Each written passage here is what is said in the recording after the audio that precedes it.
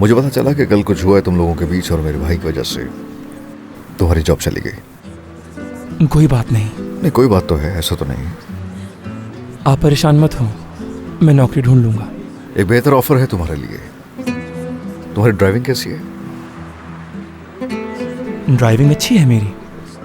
Driver के तौर पे शुरू करोगे, सब ठीक रहा तो यकीनन तुम साथ साथ प्रोडक्शन बिजनेस के बारे में भी सीखोगे। आपके साथ काम करूंगा मैं। क्या कोई मसला है? बहुत दिनों से सोच रहा था कि कोई ड्राइवर रख लूं।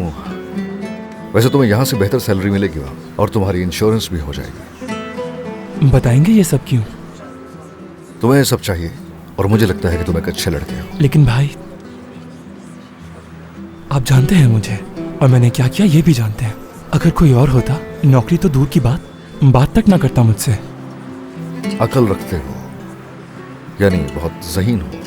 खैर, मैं तुमसे खुल के बात करूंगा।